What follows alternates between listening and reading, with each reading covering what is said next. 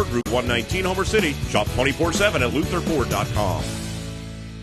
It's the voice of Indiana County, WCCS, 101.1 FM, AM 1160, and WCCSradio.com. The Indiana Players getting set for their next production, and here to talk, a whole group of people in the studio with us here this morning. The director of A Midnight Summer Night's Dream, Megan Cronin, is with us, and the stage manager, Vanessa Arvidsson, is with us as well. Our conversation brought to you by Marcus & Mack, voted Best Personal Injury Law Firm in the Best of Indiana County contest. Marcus & Mack, a law firm representing injured people. Hi, everybody. Hello. Hi. It's good to have y'all in the studio with us today. You did that very well, by the way. Thank you. We've been together for a while. Yeah. Megan, let's talk with you first. You're the director of this extravaganza. Yes, I am Megan Cronin. I am a PhD student at IUP in the Literature and Criticism department.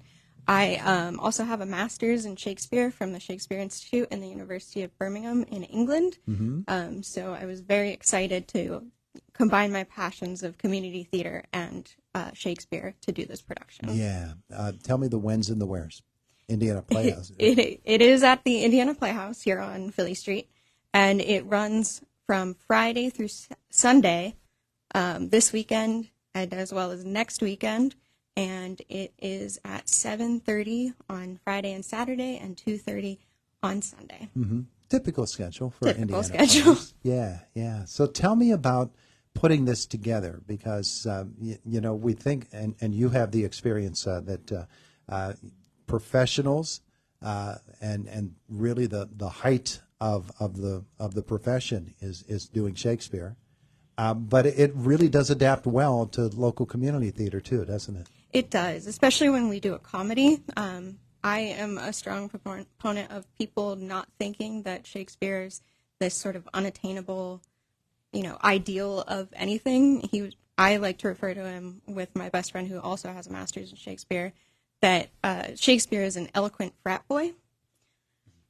So I just was glad that I was able to help out with the theater to bring Shakespeare to more people so they can learn that they actually might enjoy watching Shakespeare if not reading it.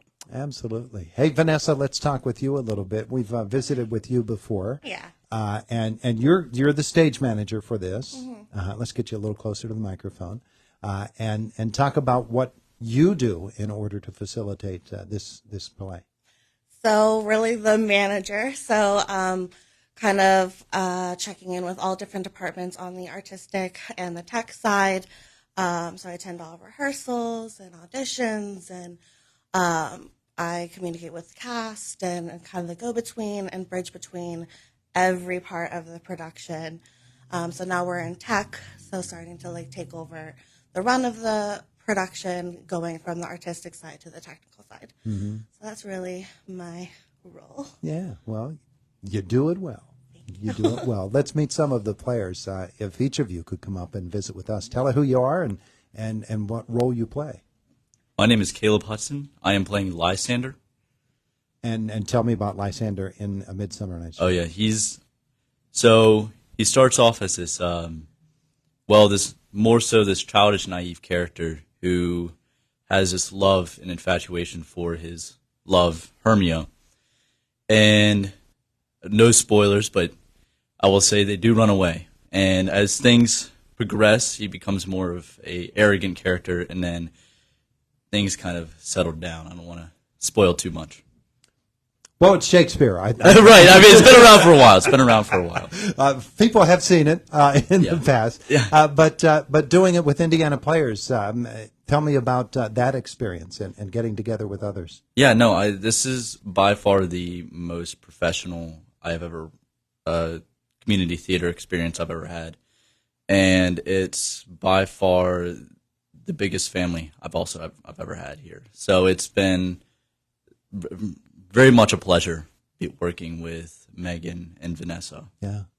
Terrific. Had you had experience with Shakespeare before? I've done a lot of studying, but I haven't done as much studying as my director, Megan. Mm-hmm. I don't have a PhD, but I am very familiar with Midsummer Night's Dream. Nice.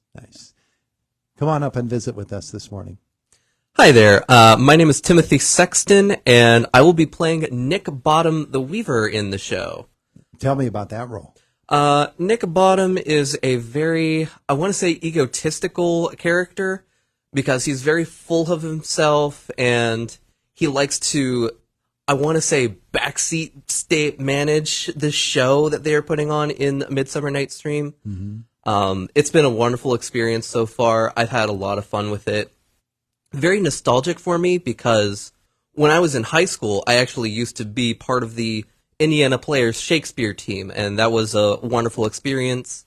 And getting to come back and revisit a role that I once had as a young kid is a lot of fun, and this group has been a lot of fun to work with, and I've been enjoying it. So Sounds like a pretty chewy role.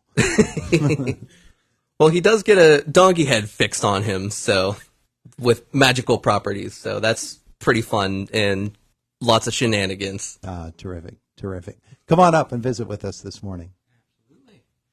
Hi there, my name is Jacob Brzezlowski. I will be playing the roles of Theseus and Oberon in this production. Mm-hmm. So tell me about those two roles. Sure. Theseus is the Duke of Athens, and he is a lover and a fighter. He's just, I suppose, announced the marriage of himself to the Amazon Queen Hippolyta, but on the eve of their nuptial, he is forced to be the arbiter of the dilemma between Lysander and Demetrius for the heart of Hermia. Meanwhile, Oberon is the king of the fairies and himself is in a bit of a dilemma with his wife, whom he wants to steal away a squire from her. And in the process of becoming jealous over this child, this is sort of the breaking point at the same time that everything else is happening. So he and his fellow Robin Goodfellow, the Puck, get up to some mischief that kind of throws everything into whack. Tell me about playing two roles in one play when you're doing Shakespeare. It's been, I think, an incredible experience as an actor. I don't want to speak too much over my director, but as I recall, it's traditional for those to be double cast in that role. Mm-hmm. It's very interesting playing two very regal figures who act so differently and having to think about, both of them have to command a similar presence, but how then do you diverge? How do you make them their own sort of ruler? Mm-hmm. And in what ways are they not particularly kingly, Mm-hmm. Well, sounds terrific. Sounds like you're having fun with it, too. I absolutely am. Yeah. Come on up.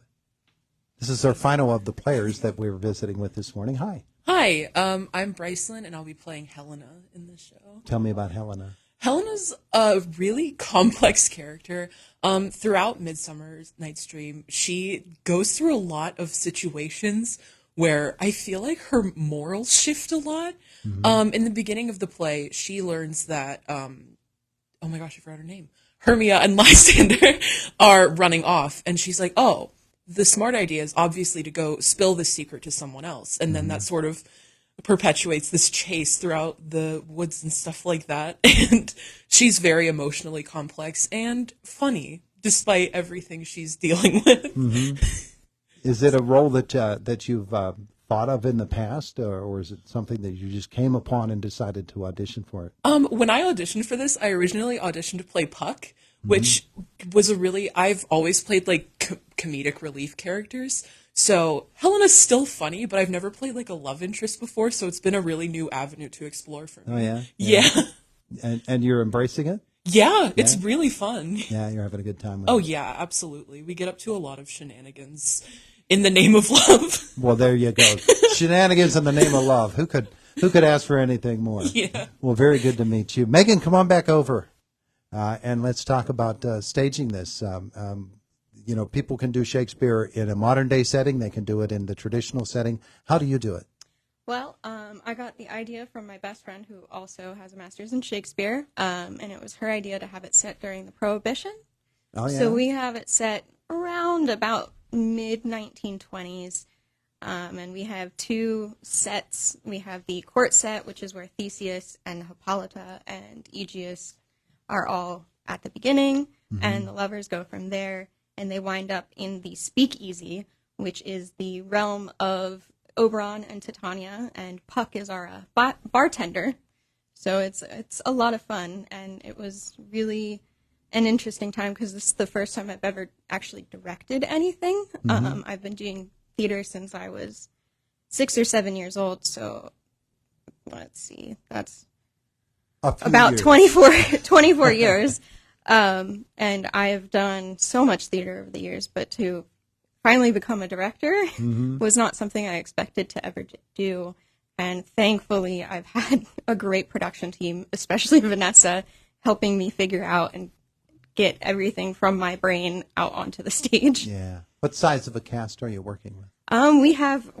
We went down to 14.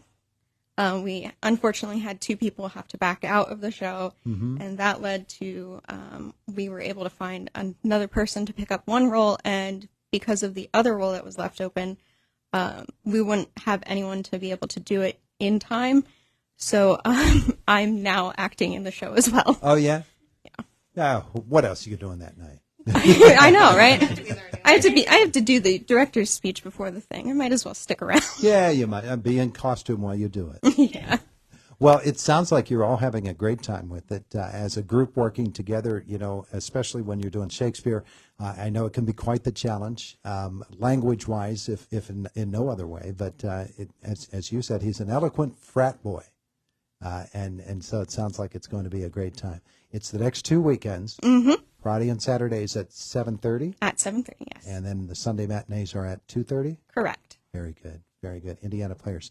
Tickets available at the door or ahead of time? Tickets are available right now on our website, so indianaplayers.com, or at the door at the box office. Very good. And the box office and house open 30 minutes before each performance. Very good.